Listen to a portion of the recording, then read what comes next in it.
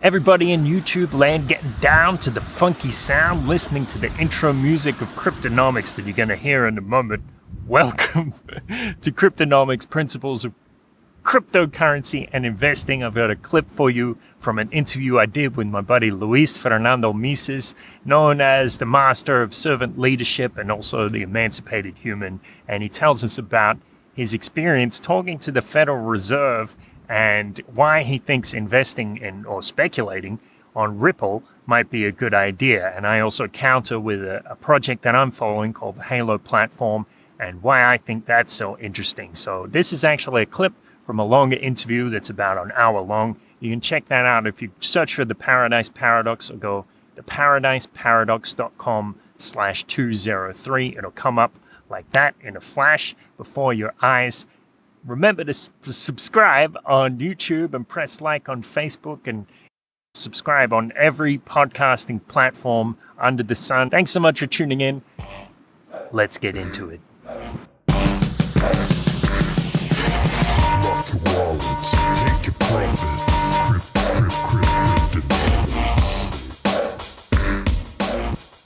What are you focusing on crypto these days?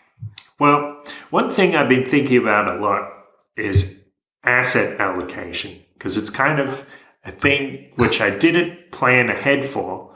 And so when crypto really went up a lot, it kind of dominated my portfolio, and I have like minimal amount of stocks and a bit of precious metals, but the crypto stuff was like going to the sky.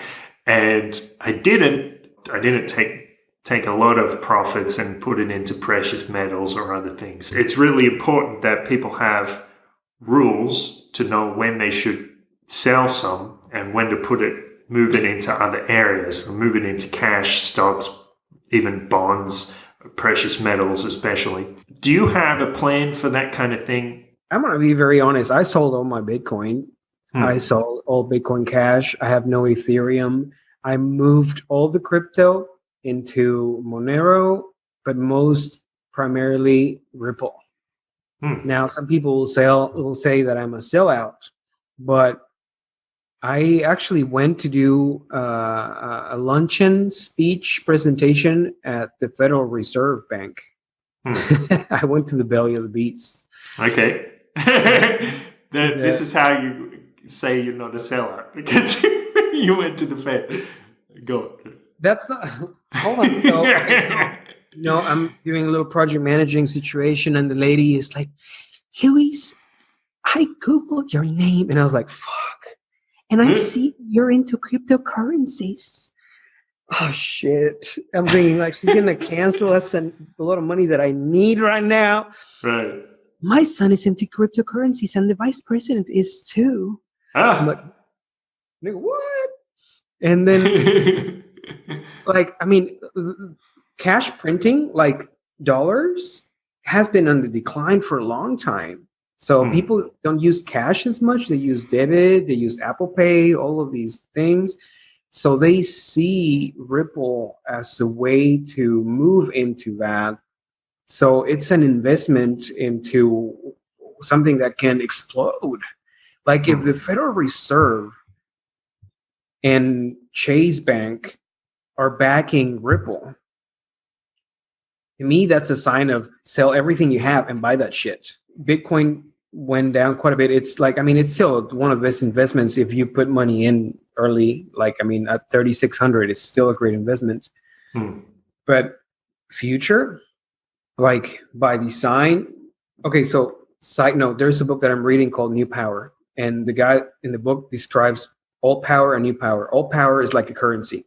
Something that you amass and you give a little bit out, but you keep mostly for yourself. And new power is like a current. The more people you involve in it, the stronger it becomes. It's like electricity.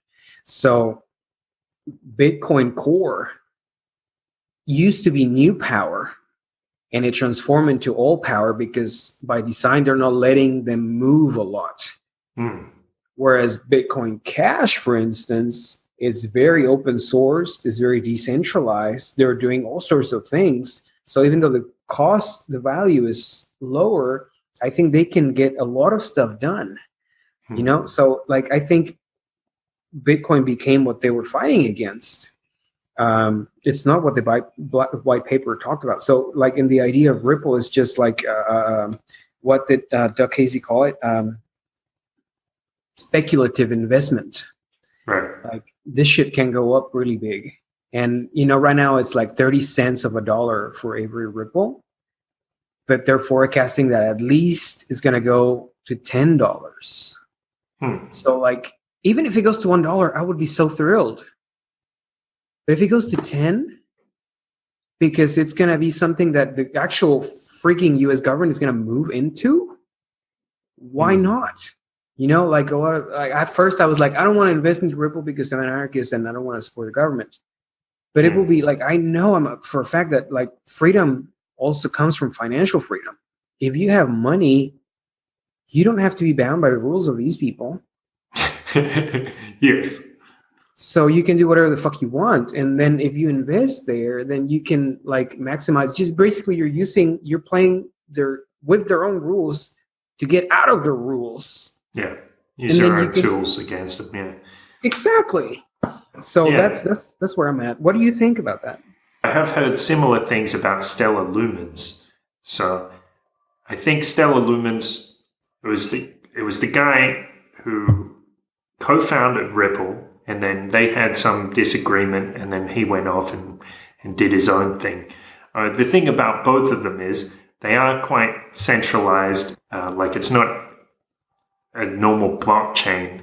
The information is held in a more centralized database, and they can do things with Ripple, like shut down the coins, shut down an account and say, that's not going to move. That's a risk. I mean, it's not a risk that's going to come into play for a lot of people, because why is Ripple going to care about your coins? But you don't know. So it's an unknown there. I've never bought Ripple except to do some arbitrage.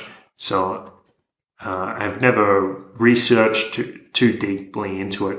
One project that I'm looking at and that I've bought a bit of is called Halo Platform.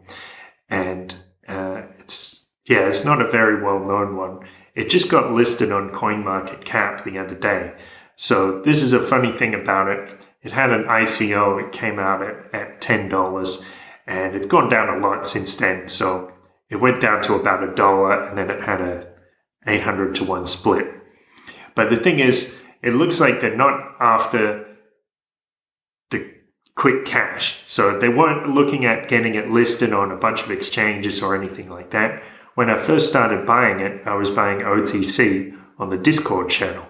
And there's a lot of trust that goes on there. So people are like, so I'll give you the Ethereum and you give me the Halo. And I never got ripped off in there. So that says something good about the community. Yeah. And they're putting out announcements every week, letting people know what's going on.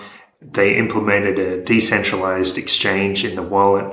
So the tokens after the split, they're like 1/10 of a cent right now. It's another speculative investment. It could go up a lot. So we'll see.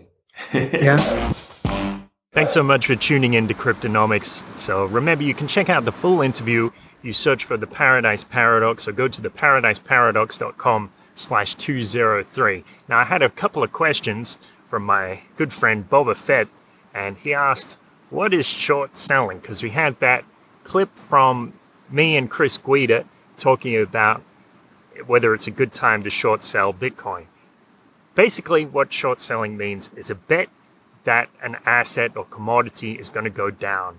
So the way it kind of works in a simplified way is, say Bitcoin is at $20,000 and I borrow a Bitcoin from my friend.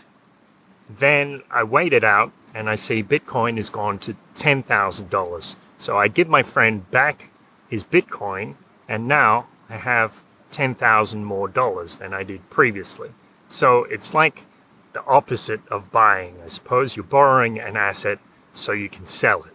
And Bob also asked why I was so interested in precious metals, or if I would recommend that. First of all, of course, as always, I don't recommend any particular course of action in investment. It's up to every individual. But I will say this, if you check out the book, Guide to Investing in Gold and Silver by Mike Maloney, I strongly recommend that people check out that book. I guess the $30 that you spend on that book would be the only investment advice that I give today. Also check out his web series, Hidden Secrets of Money, and that's going to give you the background on why precious metals are so interesting to a lot of people who aren't fans of the Federal Reserve. So I recommend you check that out. Guide to Investing in Gold and Silver and Hidden Secrets of Money. Thanks so much for listening. Remember to subscribe on YouTube, like on Facebook, follow on Steemit, and subscribe on your favorite podcasting platform. As always, stay grateful.